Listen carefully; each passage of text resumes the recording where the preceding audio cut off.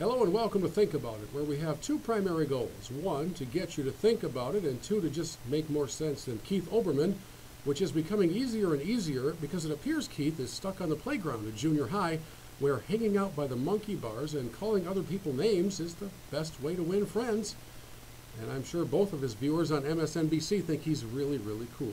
Well, President Prompter is very close to taking on a new name. You can think of it and fill in the blank for yourself. I will go with President Dichotomy, because the record is building that he consistently says one thing and does another. In fact, quite often he'll call a press conference to say one thing while the other thing is taking place at the exact moment on the other side of the room. It almost reminds me of sitcom world, where four people sit on just three sides of a table, but they assume that the person on the other side of the room can't hear them talking even though they're speaking at full volume. A couple of examples. President Dichotomy does not want to run the auto companies. He doesn't want to do it. But he sure seems to be ready to take over Chrysler and GM. You know, for a president that doesn't want to do it, why didn't you just say no?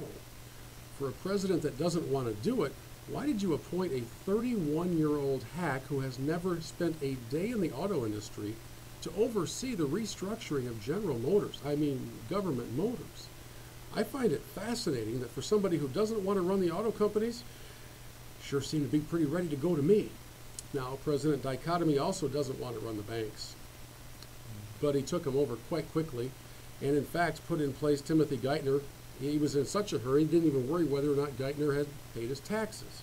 I find it fascinating that during Geithner's speech over the weekend in China, he was laughed off the stage when talking about the confidence in the American economy.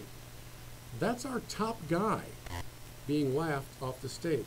By the way, if you don't want to run the banks and you're looking for a way to get out of that line of work, why refuse repayment from the banks that want to give back the bailout money? They're ready to pay with interest and get the government out. Why not take it? You know, if I loaned somebody some money and they said, hey, I'm ready to repay you, I'd be really grateful, and we'd move on after that repayment was made. Almost makes you wonder if it's about control. President Dichotomy talks about shared suffering. Boy, he sure shared my suffering when he took that jet over to Vegas for a big fundraiser for Harry Reid. And I know he shared my suffering because anytime I try to go out on a date that costs me right around $45,000, I try to have somebody else share the suffering.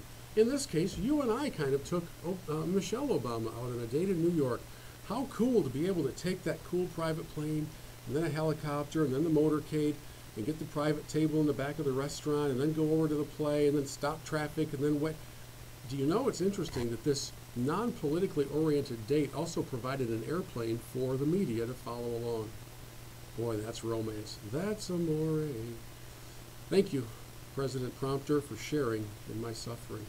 President Dichotomy also has kind of dug himself a little bit of a hole, and I know I'm not delusional enough, like most of his Kool-Aid drinkers, to think that Sonia Sotomayor might actually not be confirmed. We know she will, unless she's had a habit of killing puppies and videotaping it. Even then, I'm not sure, because Olbermann will probably try to get that through. But if you just take a moment to put down the Kool-Aid that's being held in your left hand and type on your little keyboard on Google and look up Obama's words in reference to Judge Samuel Alito during his confirmation hearings. You may recall Obama voted against Alito. You will be fascinated to read the words he used to justify his vote. I won't enumerate them for you here. I'm going to assume that the Kool-Aid drinkers have a basic level of literacy, meaning they probably didn't attend a public school, and can look up some of that research on your own. When you do, ask yourself this question: would I be okay if everybody assessing Sotomayor's credentials used Obama's words? You see, my friends, his words never match his actions. They don't.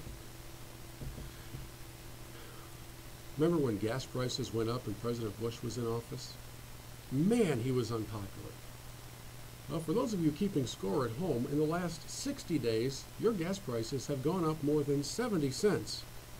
I wonder if that's Bush's fault too, because when it happened the first time around, Obama sure thought so. He thought the president had to do everything in his power to keep gas prices low. Huh. It's so unlike him to say one thing and then do another. Think about it.